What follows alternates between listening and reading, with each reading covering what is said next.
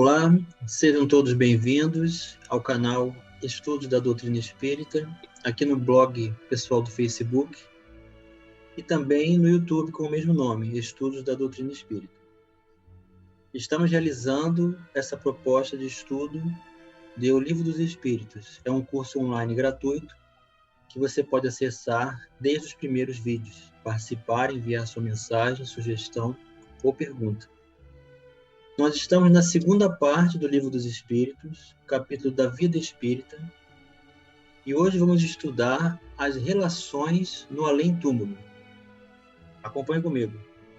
Pergunta de Allan Kardec, número 274. Da existência de diferentes ordens de espíritos, resulta para estes alguma hierarquia de poderes? Há entre eles subordinação e autoridade? Uma pergunta muito apropriada de quem vem observando os diversos níveis de evolução dos espíritos e se entre eles existe alguma hierarquia, no caso de poderes muito grande. Os espíritos têm uns sobre os outros a autoridade correspondente ao grau de superioridade que hajam alcançado. A autoridade que eles exercem por um ascendente moral irresistível. Então vejam que aqui não tem uma escolha para quem vai ser o líder, para quem foi eleito ou quem fez uma campanha, como é na Terra. A questão das posições políticas, sociais e econômicas. A posição espiritual é em função da superioridade moral. É um desenvolvimento de conhecimento, de capacidade de servir, de amar, que faz com que haja essa ascendência moral irresistível, o que torna, então, as possibilidades do espírito superior muito mais amplas que os que estão em escala menor. E subpergunta A: podem os espíritos inferiores subtrair-se à autoridade dos que lhes são superiores? Resposta dos espíritos: eu disse irresistível. Então, a moral dos espíritos superiores torna os espíritos superiores com possibilidades que nós nem podemos imaginar. Eles podem entrar em qualquer lugar, eles podem impedir qualquer realização que esteja dentro das leis de causa e efeito, sob o olhar da justiça divina, de modo que essa ação é de uma superioridade irresistível. Questão 275. O poder e a consideração de que o homem gozou na Terra lhe dão supremacia no mundo dos espíritos? Ou seja, há alguma relação, uma conotação? O que o homem foi na Terra, em termos de escala superior, de ocupação social superior, isso se reflete no mundo espiritual? Os espíritos respondem não, pois que os pequenos serão elevados e os grandes rebaixados. Lê os Salmos.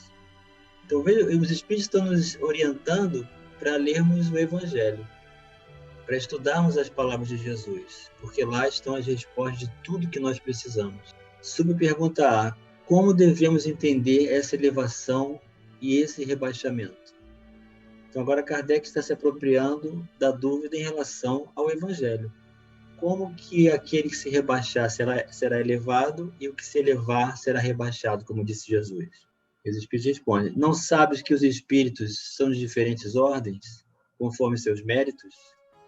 Pois bem, o maior da Terra pode pertencer à última categoria entre os espíritos, ao passo que o seu servo pode estar na primeira. Compreendes isto? Não disse Jesus: aquele que se humilhar será exalçado, e aquele que se exalçar será humilhado? Então, os espíritos nos trouxeram aqui a interpretação bem coerente e adequada perante as palavras de Jesus, dizendo que não é a posição social, física, política, econômica, racial que determina a evolução espiritual, mas o quanto o espírito desenvolveu-se com relação à moral. E é isso que o torna superior no mundo espiritual, com uma ação irresistível perante os outros. Questão 276. Aquele que foi grande na terra e que, como espírito, vem achar-se entre os de ordem inferior, experimenta com isso alguma humilhação? Às vezes bem grande, mormente ser orgulhoso e invejoso. Aqui nós sugerimos o Evangelho segundo o Espiritismo. Existe uma mensagem de uma rainha de França que ela menciona que os seus subalternos a ajudaram a se recuperar no mundo espiritual, a quem ela teve que pedir ajuda agora. Enquanto eles obedeciam ordens dela na Terra, no mundo espiritual, ela dependia deles para se recuperar. 277. O soldado que depois da batalha se encontra com seu general no mundo dos espíritos, ainda tem por seu superior? O título nada vale, a superioridade real é que tem valor, conforme já explicamos. 278. Os espíritos das diferentes ordens se acham misturados uns com os outros? Uma resposta interessante, sim e não. Quer dizer, eles se veem, mas se distinguem uns dos outros. Evitam-se ou se aproximam, conforme a simpatia ou a antipatia que reciprocamente uns inspiram sobre os outros, tal qual sucede entre vós. Constitui um mundo do qual o vosso é pálido reflexo. Conforme nós já vimos, a Terra é um pálido reflexo, uma cópia imperfeita do mundo espiritual. Os da mesma categoria se reúnem por uma espécie de afinidade e formam grupos ou famílias, unidos pelos laços da simpatia e pelos fins a que visam. Os bons, pelo desejo de fazerem o bem, os maus, pelo de fazerem o mal, pela vergonha de suas faltas e pela necessidade de se acharem entre os que se lhes assemelham. Então é possível que dentro de uma coluna espiritual, por exemplo, nós encontramos espíritos superiores e espíritos aprendizes. Mas o propósito do trabalho, o esforço empregado, a vontade de aprender, servir e amar é semelhante. Então, eles estão no mesmo subplano. Mas o que vale realmente é o que trazemos dentro de cada um de nós. Se há algo mal resolvido, ou se estamos bem resolvidos dentro de nós, é o que vai determinar o nosso nível no mundo espiritual. Então, esses encontros entre espíritos semelhantes, eles se estabelecem em função de afinidade ou simpatia, que inclusive é um próximo tópico que vamos abordar mais adiante. E vem a contribuição de Allan Kardec, sempre muito oportuna. Tal uma grande cidade onde os homens de todas as classes e de todas as condições se veem e se encontram, sem se confundirem, onde as sociedades se formam pela analogia dos gostos, onde a virtude e o vício se acotovelam, sem trocarem palavra. Então veja a comparação de Allan Kardec, o pedagogo, o professor, que vem nos dar o exemplo. A Terra apresenta diversos níveis de interesses. Nós passamos por meio de multidões com pessoas de todas as intenções e interesses diferenciados, mas não comungamos com todas elas. É a mesma coisa. 279. Todos os espíritos têm reciprocamente acesso aos diferentes grupos ou sociedades que eles formam? Os bons vão a toda parte, e assim deve ser, para que possam influir sobre os maus.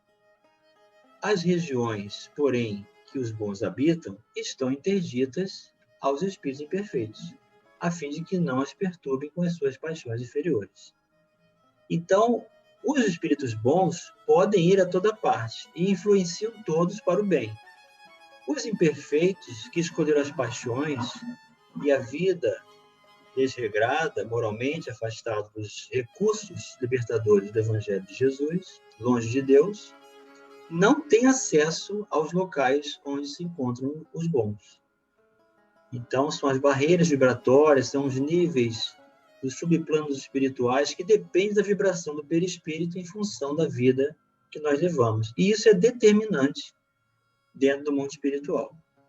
Então, vamos tirar de vez essa ilusão da ideia de que os espíritos superiores se afastaram da Terra, que a luz se apagou na Terra, que nós não temos mais acesso aos espíritos superiores. Isso não existe, porque os espíritos superiores podem ir aonde desejam. Estão afirmando os espíritos da falange de espírito de verdade. 280. De que natureza são as relações entre os bons e os maus espíritos? Então, estamos tratando aqui de relações. Como acontece entre os bons e maus no mundo dos espíritos? Os bons se ocupam em combater as más inclinações dos outros, a fim de ajudá-los a subir. É a sua missão. Então, isso tem que ficar bem claro, porque a questão desse combate ela não é pessoal. Os espíritos bons, eles não têm nada contra pessoalmente quem quer que seja, mas com o ideal que torna a pessoa afastada dos recursos de saúde, de felicidade, de progresso, e que os bons, por experimentarem esse recurso, já saberem, experimentando-os na prática, desejam ensinar e oferecer àqueles que assim se permitem. Mas se o espírito não desejar, eles também não vão forçar, porque o evangelho é sempre um convite. 281. Por que os espíritos inferiores se comprazem em nos induzir ao mal? Pelo despeito que lhes causa o não terem merecido estar entre os bons. O desejo que neles predomina é o de impedir, enquanto possam, que os espíritos ainda inexperientes alcancem o supremo bem. Querem que os outros experimentem o que eles próprios experimentam. Isso não se dá também entre vós outros? Então, essa é a prática da vida de todos nós, em que estamos na condição de transição para a aquisição da luz.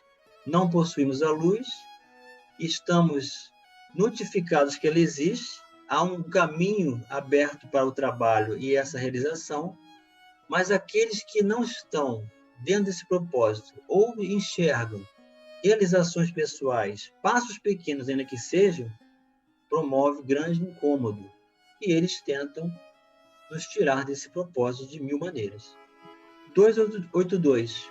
Como se comunicam entre si os espíritos? Essa pergunta, o acompanhante aqui dos vídeos já se lembra que nós já estudamos quando abordamos o perispírito, que o espírito deixa de ter os órgãos específicos dos sentidos e o perispírito passa a ser esse órgão único de captação. Então, Kardec já fez essa pergunta, mas os espíritos vão responder de novo. Eles se veem e se compreendem. A palavra é material e o reflexo do espírito. O que os espíritos estão dizendo aqui? Que não existe obrigatoriamente a palavra articulada na comunicação. Os espíritos mais desprendidos, mais desapegados das necessidades físicas, se comunicam pelo pensamento. O fluido universal estabelece entre eles constante comunicação. Então, assim como o ar para nós na Terra é o veículo do som, o fluido universal é o veículo da prece e do pensamento. É o veículo da transmissão de seus pensamentos, como para vós o ar é o do som. É uma espécie de telégrafo universal, que liga todos os mundos e permite que os espíritos se correspondam de um mundo com o outro. Então, guarde bem isso. No mundo espiritual, nós somos portadores de endereços vibratórios. É possível que um espírito se encontre com o outro pela intensidade vibratória de frequência das atitudes, da vontade, do pensamento, da realização pessoal, do conjunto das emoções vividas na intimidade, da experiência vivida juntos, do conhecimento que nós temos uns dos outros. Nós nos encontramos por esses recursos. Por isso que muita gente diz assim, como o mundo é pequeno. No mundo espiritual, ele ainda é menor, se pensarmos dessa forma. 283. Podem os espíritos, reciprocamente, dissimular seus pensamentos? Podem ocultar-se uns dos outros? Então, vamos pensar que nós somos encarnados e ninguém sabe o que eu estou pensando. Isso também pode acontecer no mundo espiritual? Não. Para os espíritos, tudo é patente, sobretudo para os perfeitos. Podem afastar-se uns dos outros, mas sempre se veem. Isto, porém, não constitui regra absoluta, porquanto certos espíritos podem muito bem tornar-se invisíveis uns aos outros, se julgarem útil fazê-lo. Então, veja que interessante, um espírito superior pode estar ao lado de outro inferior, acompanhando a vida dele sem que ele saiba ou veja. Mas ele vai sentir aquela vibração, aquela inspiração, aqueles conselhos melhores, para que aquele que está num grau menor reconsidere seus valores. O que acontece conosco quando os nossos amigos espirituais nos convidam a reconsiderar conceitos e valores. 284. Como podem os espíritos, não tendo corpo, comprovar suas individualidades e distinguir-se dos outros seres espirituais que os rodeiam? Comprovam suas individualidades pelo perispírito. Essa pergunta também já tinha sido feita. Que os torna distinguíveis uns dos outros, como faz o corpo entre os homens. Então, o perispírito é um envoltório semimaterial que delimita o indivíduo espírito. E assim, nós somos reconhecidos no mundo espiritual, geralmente pela última aparência que tivemos enquanto estávamos encarnados. 285. Os espíritos se reconhecem por terem coabitado a Terra? O filho reconhece o pai, o amigo reconhece o seu amigo? Perfeitamente, e assim de geração em geração. Então, mesmo que o perispírito se apresente diferente, aquele teor vibratório da identidade de que ele apresenta como frequência e recursos vai ser captado por aquele que conviveu com ele. Se perguntar, como é que os que se conheceram na Terra se conhecem no mundo dos espíritos? Vemos a nossa vida pretérita e lemos nela como em um livro, vendo a dos nossos amigos e dos nossos inimigos, aí vemos a passagem deles da vida corporal a outra. 286. Deixando seus despojos mortais, a alma vê imediatamente os parentes e amigos que a precederam no mundo dos espíritos? Então o espírito acabou de desencarnar. Ele logo vai ver os parentes que lá se encontram, que o anteciparam a verdadeira vida? Imediatamente. Ainda que não é o termo próprio. Como já dissemos, é necessário algum tempo para que ela se reconheça a si mesma e alije o véu material. Então, dependendo dessa conexão com a matéria, nós vamos ver o mais breve possível o parente que vai nos receber, que já está lá aguardando o nosso desencarne, que já criou condições favoráveis para nos acolher. Para vê-lo, será preciso se desprender das coisas materiais. Então, é uma questão de conquista pessoal. 287. Como é acolhida a alma no seu regresso ao mundo dos espíritos? A do justo, como bem-amado irmão, desde muito tempo esperado. A do mal, como um ser desprezível. 288. Que sentimento desperta nos espíritos impuros a chegada entre eles de outro espírito mau? Os maus ficam satisfeitos quando veem seres que se lhes assemelham privados. Também da infinita aventura, qual na terra um tratante entre seus iguais. Então, as adversidades se reúnem e se comprazem nos mesmos prazeres, enquanto mantém essa ilusão. 289. Nossos parentes e amigos costumam vir-nos ao encontro quando deixamos a Terra? Sim. Os espíritos vão ao encontro da alma a quem são afeiçoados. Felicitam-na como se regressasse de uma viagem, por haver escapado aos perigos da estrada, e ajudam-na a desprender-se dos liames corporais.